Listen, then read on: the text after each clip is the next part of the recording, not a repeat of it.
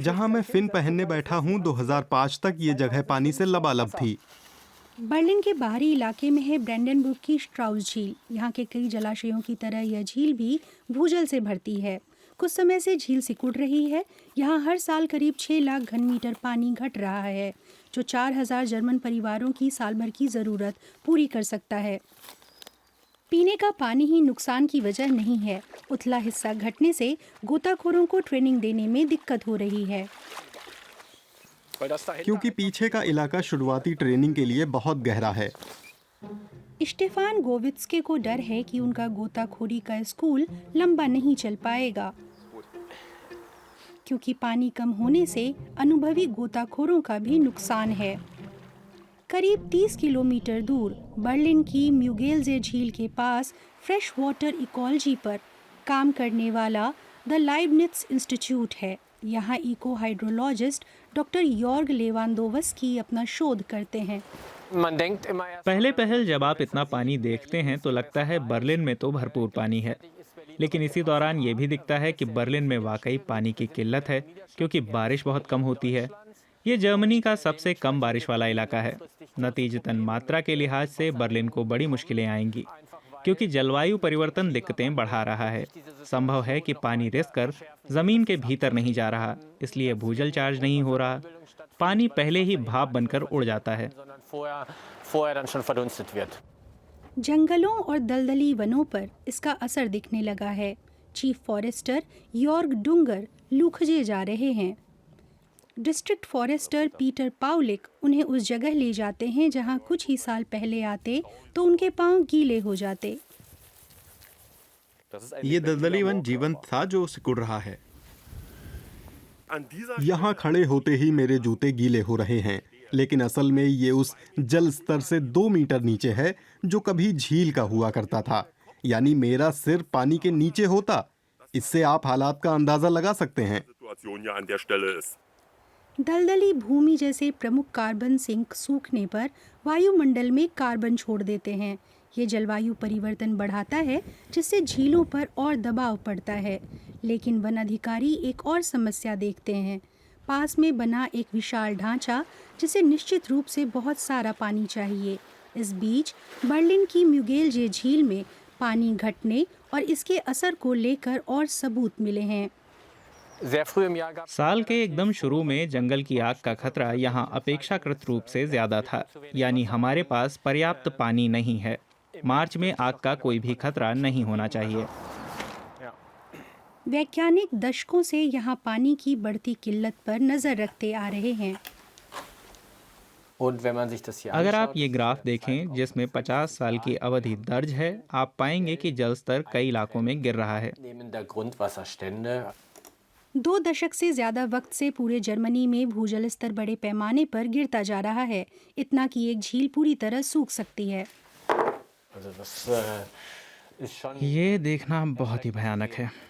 अपने बच्चों की सोचूं तो लगता है ये भविष्य के लिए बहुत बड़ी समस्या बन रहा है।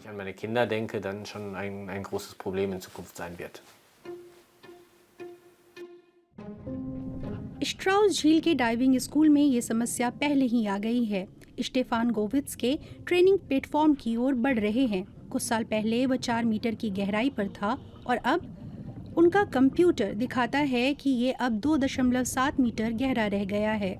ये प्लेटफॉर्म समुद्र तल से लोगों को बचाने के अभ्यास के लिए इस्तेमाल किया जाता था, पर अब ये मुमकिन नहीं है। पर प्रशिक्षक कहते हैं कि जलवायु परिवर्तन इकलौती समस्या नहीं है। वो जल विभाग की आलोचना करते हैं, जो पेयजल आपूर्ति और उद्योगों के लिए भूजल खींच लेता है।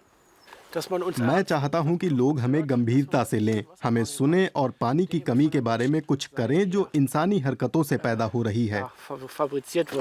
लेकिन उन्हें चिंता है कि अब कार निर्माता टेस्ला के इस इलाके में आने के बाद हालात बदतर ही होंगे। टेस्ला की 6 लाख वर्ग मीटर गीगा फैक्ट्री एक जल संरक्षण क्षेत्र में बनी है।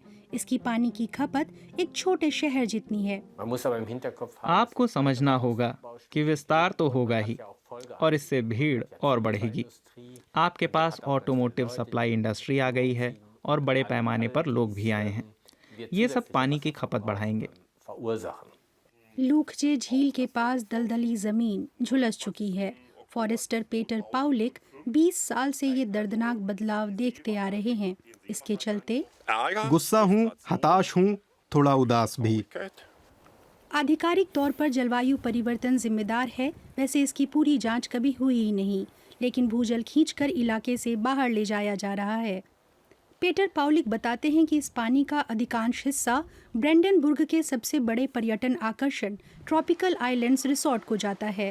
रिसोर्ट के प्रबंध निदेशक ट्रॉस्ट्रेन क्रिस्टोफर यूंग ऐसा नहीं मानते। सिर्फ इसलिए कि हमारा रिजॉर्ट लुक्से झील के इलाके में है, जो कि पूरी तरह सूख चुकी है, तो इसके जिम्मेदार हम नहीं हो सकते, क्योंकि हमने तो हमेशा वैकल्पिक तरीके अपनाए हैं और आगे भी अपनाते रहेंगे। पूल का करीब 80% पानी आला दर्जे की फिल्टर टेक्नोलॉजी के जरिए रिसाइकल किया जाता है, लेकिन एक बुनियादी समस्या ये है कि ब्रेंडनबुर्ग के भूजल दोहन के अधिकांश लाइसेंस 30 साल से भी पुराने हैं। तब ट्रॉपिकल आइलैंड या टेस्ला जैसी विशाल आर्थिक गतिविधियां दूर दूर तक नहीं थीं। अब वापस बेस पर। शौकिया गोताखोर और गोताखोरी के प्रशिक्षक भूजल को लेकर एक मत हैं। तरीके में बदलाव जरूरी है। हमें चीजों पर फिर से गौर करना होगा। हमारे संसाधन सीमित हैं, जो हैं उसका ध्यान रखना होगा। ऐसा कतई नहीं है कि हमारे पास बेहतर तरीका अपनाने का मौका ही नहीं बचा है। हम कोशिश नहीं कर रहे। समस्या ये भी है कि जिन्हें फैसला करना है उन तक पहुंचना मुश्किल है। नतीजतन जलवायु परिवर्तन और घटते भूजल के खतरों के बावजूद सरकारें व्यापारिक गतिविधियां बढ़ाने वाले फैसले ले रही हैं।